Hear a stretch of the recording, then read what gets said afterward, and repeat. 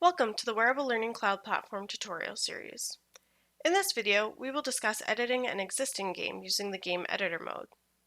Feel free to log into the WLCP and follow along with me as you watch this tutorial. Let's get started.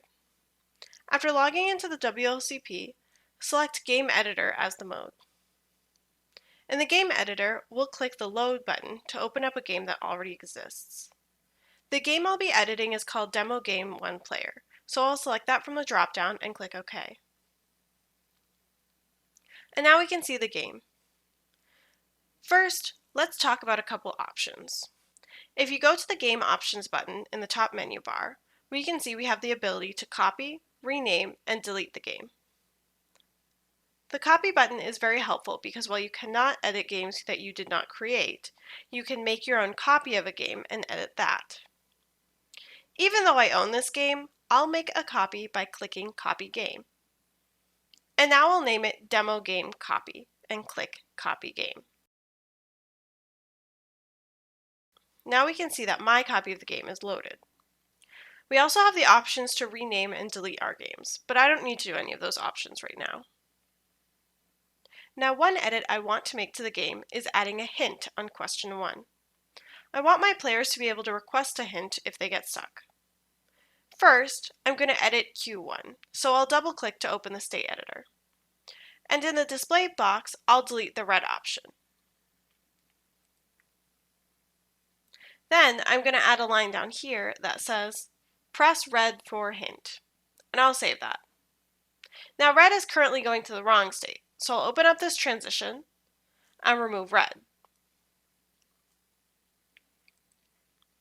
Now I need to add the hint state, and I'll connect that from question 1. I'll move it just so the arrows don't cross, and now I'll add the transition. And in this transition, I'm going to select red. Then in this state, I'm going to title it hint. And we can write the correct answer is black as the hint. Now after they see this hint, they should go back to the question. So we'll add this connection and a transition. And in this transition, I'll select all the options. So no matter what they press, they'll go back to the question. Now this was a very safe change to make, and I did not have to worry about breaking other parts of my game. If I open up Q1, we can see it's still intact, and same with this transition. Since my game is good, I'm going to save it. But some changes are unsafe, meaning that they could break or delete parts of my game. This is why we often see that message about confirming revalidation. It's to remind you that making edits to a game could break other parts of that game. In general, adding game elements should not cause any validation errors, nor should simple changes to wording or transition inputs. However, saving a previously filled state or transition with no content inside can be dangerous. For example, if I delete this text from question 1 and then save it, now I'm going to get errors trying to edit these transitions, as you can see. Changing the scope can also cause problems. We'll discuss scopes in the Scopes, Teams, and Players tutorial. If you make an unsafe change accidentally and your work is deleted, you can either redo the work that you lost or reload the game to get the last saved version. In this case, I saved just before making that change, so I'm just going to reload the game.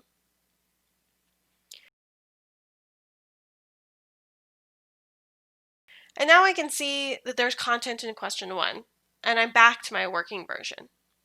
Let's look at deleting a connection. This is done by clicking on the gray handle that the connection enters and dragging away. If you pick up the wrong connection, drop it back on the handle and try again. Each time you click the handle, it will move a different connection. Deleting connections could be safe or unsafe depending on the arrow. For the most part, if the arrow's target state has another arrow entering it, and there is still a path from the start to the arrow's target state, it is probably safe to delete.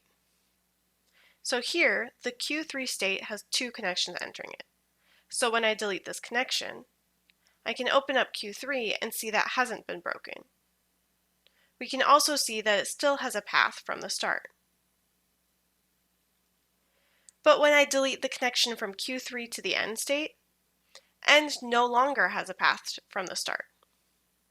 When I add the connection back and open up end, we see that the display text is gone.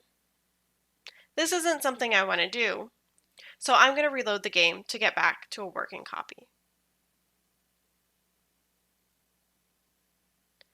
Now, you can delete a transition by clicking the white X in the top right corner of a transition. After confirming, your transition will be gone. Deleting a transition will generally clear the other transitions with the same origin state. So when I delete this transition here, and then I try to open up this transition, I get an error because it had the same origin state as the transition I just deleted. I'll reload to get back to a working copy. Okay, so the last part to talk about is deleting a state, which can cause the most problems. You can delete a state by clicking the X at the top right corner of a state and confirming. For example, I'll delete the Q2 state. Now when you delete a state, all of the connections and transitions attached to that state are automatically deleted.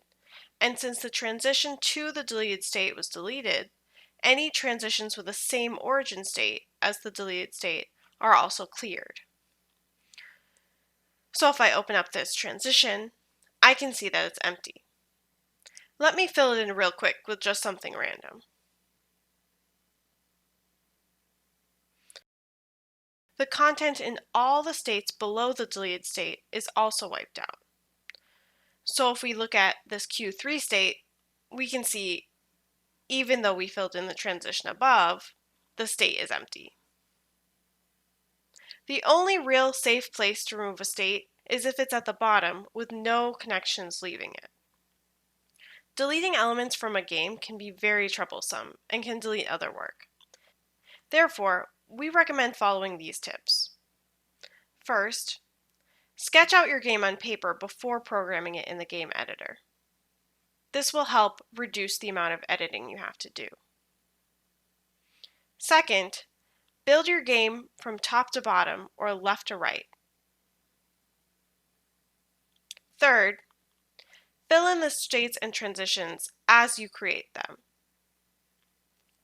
And finally, save early and often so you always have a working copy to go back to if necessary.